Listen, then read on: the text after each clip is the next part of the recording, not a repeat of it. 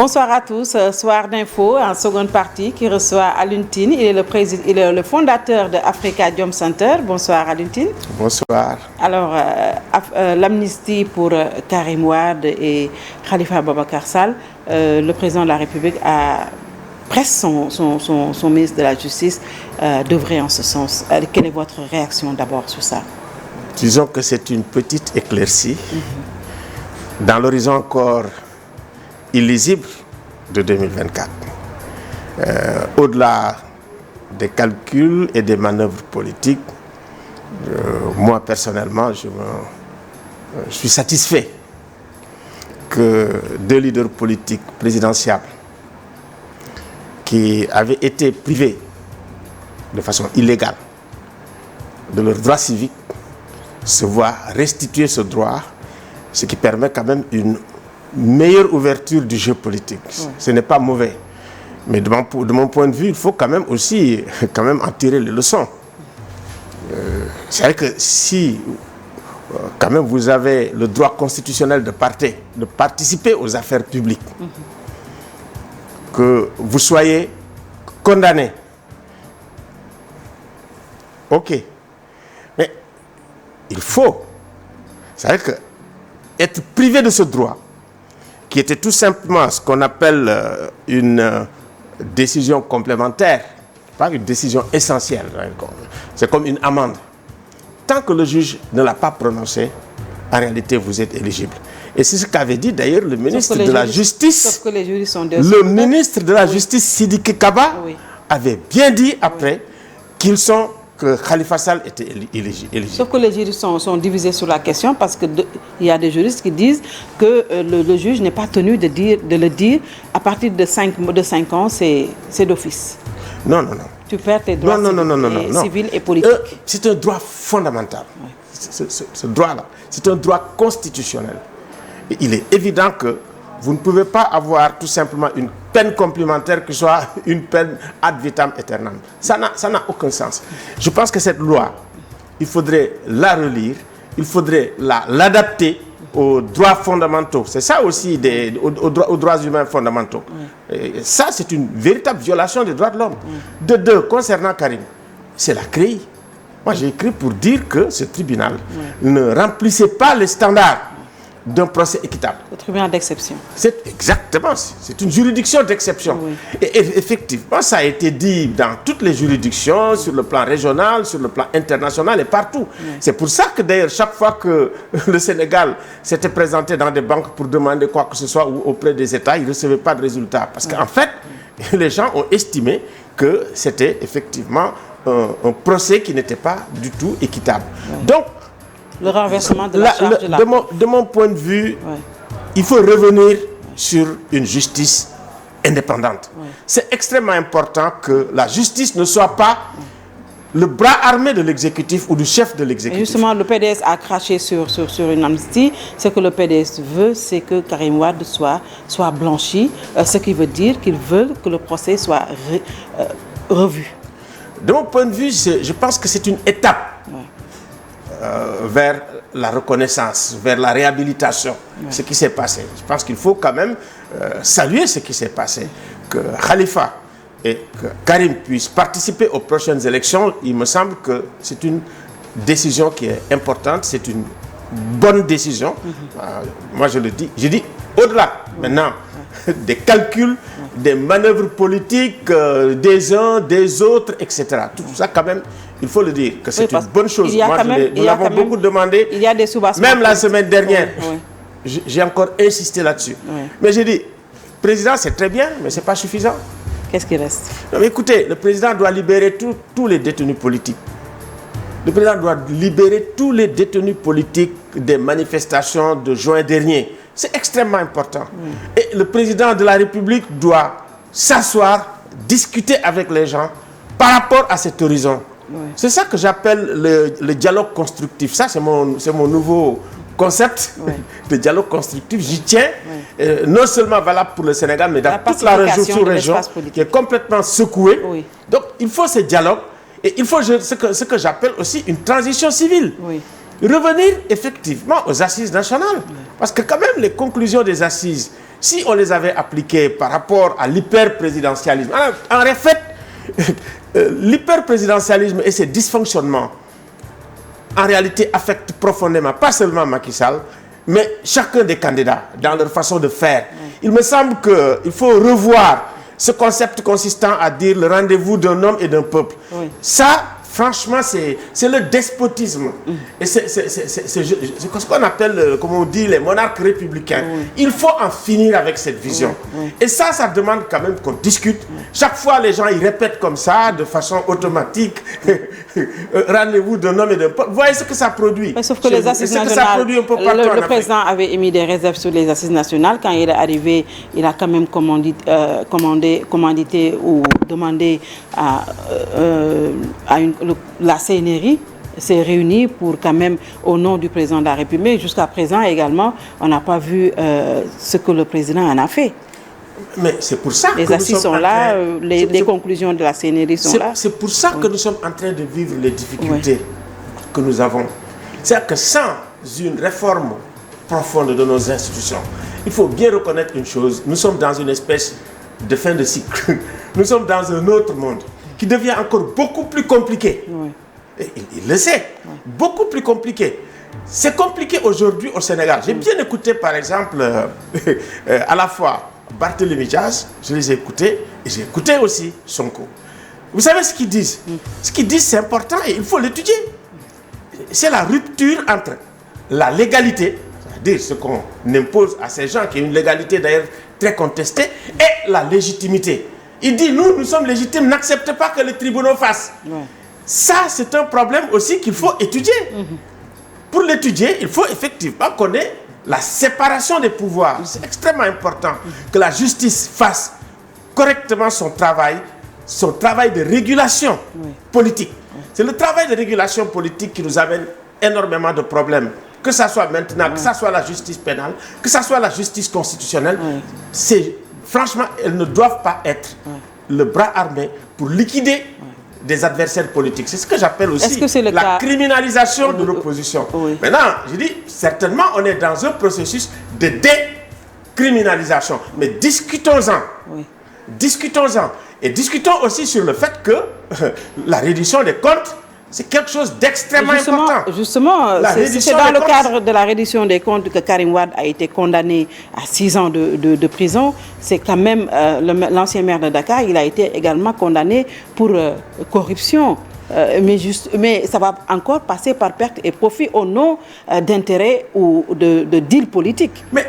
Est-ce que les Sénégalais sont d'accord pour ça? Si vous avez une justice bancale, il n'a pas profité quand même de son droit à être juridiquement assisté dès le début de l'interrogatoire. On a empêché aux avocats de Khalifa Sall d'être là. Mais ça annule tout. Mais il faut le dire, c'est ça la vérité aussi. Et l'État a été obligé, c'est reconnu par la CEDEAO, l'État a été obligé de l'indemniser. Concernant Karim, la question de la CREI comme une justice d'exception, ça se pose. Mais si vous voulez avoir une bonne reddition des comptes, il faut un procès équitable. Si vous avez un procès équitable, franchement, parce que le problème de l'Afrique, c'est le problème de la gouvernance. C'est en réalité les dysfonctionnements de la gouvernance qui nous appauvrissent encore beaucoup plus qu'autre chose. Donc nous avons besoin de tribunaux qui ont, disons, les compétences qu'il faut, qui ont aussi, je veux dire, les pouvoirs qu'il faut pour que, quel que soit votre grade, quel que soit votre niveau, au niveau de l'État ou au niveau de l'opposition, que vous puissiez répondre des crimes qui vous sont reprochés. C'est extrêmement important, la reddition des comptes. Absolument. Et la reddition des comptes doit se faire aussi par une justice équitable, par une justice indépendante, pour que, effectivement, quand vous prenez une décision concernant le pouvoir ou l'opposition, que les gens se disent, mais tiens, effectivement, ces réformes aussi, on en a besoin. Oui. Ça va revenir peut-être, mais aujourd'hui que le président ait décidé d'ouvrir le jeu politique en amnistiant Karim Wade, en amnistiant Khalifa Sall, ça veut dire que nous tendons vers une recomposition du jeu politique, la bipolarisation du jeu politique. Aujourd'hui, quelle lecture faut-il on peut en faire de cette Écoutez, ouverture de l'espace politique? Il faut sortir du dégagisme, du folie. Je pense que pendant plusieurs... toutes les comment on appelle ça, les alternances que nous avons eues, c'est le folie. Absolument. Il faut aujourd'hui qu'on puisse savoir avoir, élire. exactement, ouvrir le jeu. De mon point de vue, avant même l'ouverture du jeu, il nous faut réfléchir sur l'hyperprésidentialisme. Si on va aux élections pour élire un Karim Wade ou un Khalifa Sall ou un Sonko, dans le même régime, qui vont faire, je dirais même pour Amadouba ou n'importe qui d'autre, qui vont faire la même chose ou pire, ça veut dire qu'on n'aura pas avancé. C'est pour ça que j'ai dit il faut le dialogue constructif. Mais on avait un dialogue politique pour le dialogue en parler. constructif. C'est-à-dire qu'il faut que l'État prenne la décision de le faire. Sinon, il faut que les régulateurs, ça veut dire la société civile, les chefs religieux, disent asseyez-vous, discutez, réglons les problèmes par rapport, anticiper sur les crises qui arrivent. La crise de Macky Sall, mais nous l'avons connue avec Wade, parce que tout simplement nous n'avons pas discuté. Sans que nous n'avons pas avancé, ça veut dire que si, pendant la période du 23 juin 2012, nous nous sommes battus, y compris avec lui, et que maintenant, en 2024, comme j'ai dit, l'horizon est encore illisible. Peut-être que ça va s'éclaircir le 31 décembre prochain. Maintenant, si ça s'éclaircit, c'est tant mieux. Si ça ne s'éclaircit pas, c'est qu'on va vers le mur encore et va recommencer la même chose. Avant d'y aller, mais pourquoi, selon avoir un bon dialogue constructif avec les différents acteurs, c'est ça qui manque, ce dialogue fondamental. Inclusif et instructif. Nous sommes sortis quand même d'un dialogue national, d'un dialogue politique qui n'a pratiquement abouti à presque rien du tout, parce qu'on a vu comment le jeu politique s'est crispé. Mais aujourd'hui, il n'y a pas de lisibilité sur les ambitions de Macky Sall en 2024. Aujourd'hui, pourquoi, selon vous, est-il en train d'entretenir le flou autour de sa troisième candidature? Moi, je ne fais pas de procès d'intention au président Macky Sall. Ce que je lui dis, si effectivement ce qu'il a fait aujourd'hui pour ouvrir, et certainement il va faire davantage en nous écoutant pour le dialogue, comment dirais-je, constructif. Si c'est les petits pas qui permettent de sortir par le haut, moi j'applaudis. Parce que aussi, sortir par le haut, c'est ce que nous demandons, c'est ce que nous espérons. Non pas seulement en tant que Sénégalais, mais sortir par le haut pour le président de la République. Franchement, c'est ce que les Africains attendent. Ça veut dire que... Ne pas faire de troisième mandat, ça c'est très clair. Mais est-ce qu'il est dans cette logique, au vu de tout ce qui est en train de se passer? Vous le pensez? Moi je dis, bon, écoutez, avec l'arrivée d'Ismaël Madior Fall, ce que je vois aujourd'hui, bon, Ismaël Madior, il est arrivé, mais on lui demande, ce qu'on lui demande de faire aujourd'hui, de mon point de vue, c'est positif. C'est positif. Mais il faut continuer le positif. Mais certains observateurs ont dit qu'Ismaël Madior est venu pour achever, pour terminer le job. Je ne vais pas faire de procès d'intention à Ismaël Madior. Mais il faut que les gens sachent que les Sénégalais ne veulent pas de troisième mandat. Et le troisième mandat, c'est un risque pour tout le monde. Et le troisième mandat, de mon point de vue même, c'est un troisième mandat illusoire, impossible. Il faut mettre un terme sur le plan psychologique, intellectuel, sur le plan politique, sur le plan moral. Ça, troisièmement, c'est une question d'éthique d'abord. C'est une question de la parole donnée. C'est une question morale. Ce n'est même pas une question juridique. Les juristes se mettent à ratiociner, parler, c'est très bien. Mais c'est une question morale. Vous êtes quand même l'autorité suprême. Vous avez donné une parole. Cette parole, vous devez la respecter. Et en la respectant, effectivement, vous respectez le Sénégal, vous respectez l'Afrique. Mais sauf eux, ils disent que le dernier mot revient au Conseil constitutionnel. Bon, vous savez, c'est ce que je dis. Nous avons besoin du dialogue d'abord pour essayer de réexaminer le Conseil constitutionnel. Les juridictions constitutionnelles n'ont pas contribué au développement et au progrès de la démocratie. Alors que le rôle, c'est les progrès et le développement de la démocratie, le développement de l'état de droit, éviter l'instabilité, renforcer la paix et la stabilité. Mais les décisions de 2012, ça fait des morts. Ici, on n'a même pas commencé. Pour l'éligibilité, on avait déjà des problèmes. C'est ça qu'on est en train de régler, la question de l'éligibilité, qui pose toujours des problèmes. Ça veut dire qu'on crée les problèmes en amont. Or, si on a une bonne juridiction constitutionnelle qui sait lire, qui comprend ce qu'on appelle la lettre et l'esprit des textes, mais on n'aurait pas eu ces problèmes. Les problèmes qu'on a, ce sont les juges qui nous l'ont amenés. Hein. Oui. Et donc, aujourd'hui, il faut de plus en plus aussi, comme on dit, les mettre sous tension. Oui. Il faut qu'ils soient en tension. Je profite de l'occasion, d'ailleurs, vraiment pour m'incliner devant Gibril Kamara, qui est décédé aujourd'hui, qui est une bonne personne, président qui est un bon juge, et qui nous a accompagnés, qui a été également adjoint au comité des Nations Unies contre la torture. Gibril, vraiment, c'est une perte énorme pour ce pays. Quelqu'un qui avait des compétences avérées en matière de justice, en matière de droits humains. Et vraiment une référence pour les juges sénégalais, tous les juges sénégalais d'ailleurs. Oui. Alors, nous allons terminer par le Mali. Aujourd'hui, il y a eu le président gambien et le président ghanéen qui se sont rendus à Bamako. C'était pour jouer les bons offices pour les 49 soldats ivoiriens qui sont détenus sur le sol malien. Aujourd'hui, finalement, ils sont repartis sans faire de déclaration. Là où également le président Macky Sall, président en exercice de l'Union africaine, était attendu, mais finalement, il n'a pas fait de déplacement de Bamako. Vous savez, ce qui rend difficile les relations entre le Mali et la CEDEAO, c'est aussi l'émission d'une puissance étrangère. C'est-à-dire qu'il faut que le président Macron laisse la CEDEAO travailler. Je pense que c'est extrêmement important. Parce que même dès qu'on soupçonne, qu'il y a quelque chose derrière, ça délégitime immédiatement la plupart des présidents francophones. Ça, c'est arrivé. Il faut dire les choses telles qu'elles sont, parce que là aussi, c'est un problème.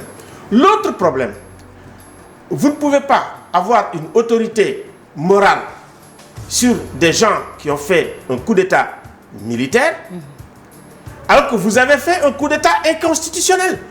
Et que la CEDEAO, vous savez que quelle légitimité, quelle autorité va avoir un pays comme le Togo pour se mettre en face de Assimi Goïta pour lui dire que vous avez fait un coup d'État, c'est pas bien, alors que le Togo n'a jamais fait d'alternance. Le président togolais était attendu, il n'a pas effectué également. Ces incohérences politiques au sein de la CEDEAO, alors qu'on a une des meilleures constitutions avec le protocole additionnel sur la gouvernance et la démocratie, il faut qu'on sorte de ces incohérences et on considère un coup d'État militaire qui soit l'équivalent d'un coup d'État inconstitutionnel et un troisième mandat. Je pense que ça, si on le fait, on va commencer à stabiliser les choses. C'est extrêmement important. Et ça, si vous ne le faites pas, c'est pour ça que nous avons des problèmes avec les putschistes. Parce que bon, les putschistes, ils sont sortis des flancs de la malgouvernance, des flancs des violations de la démocratie, des droits humains, des flancs de la fraude électorale et des flancs du troisième mandat. Donc tout cela, vous savez, c'est à partir d'une élection frauduleuse qu'on a eu le coup d'État au Mali. C'est à partir du troisième mandat qu'on a eu également le coup d'État en Guinée-Conakry. Donc il nous faut encore repenser la CEDEAO. Il nous faut réinventer la CEDEAO. Nous avons fait des propositions très concrètes. Mais c'est pour ça que je dis que le dialogue constructif que nous sommes en train de demander pour apaiser les conflits dans la sous-région, ce dialogue-là, ça concerne tous les pays individuellement. Et également, il faut de façon collective qu'on soit plus fort. Parce que le Sahel, là, ça ne sera pas libéré par les Nations Unies. Absolument. Le Sahel ne sera pas libéré par la Russie. Ça ne va pas être libéré par les Français non plus. Ce sont les Africains, avec leur leadership et leurs initiatives politiques qui travaillent avec un soutien de la communauté internationale. Mais tant qu'on va avoir au Sahel cette stratégie politique, d'ici 50 ans, ça va être pire. Il va falloir que les Africains s'entendent sur l'essentiel. Quand on entend aujourd'hui la Guinée s'attaquer au président de la Guinée-Bissau, un président en exercice de la CEDEAO, ça ne facilite pas les choses, ça ne renforce pas le leadership africain. Absolument. C'est vrai qu'aujourd'hui, les polémiques et les discussions, elles sont totalement stériles en Afrique au moment où on a le plus besoin d'unité, où on a le plus besoin de solidarité, où on a le plus besoin franchement, d'être ensemble par rapport aux crises.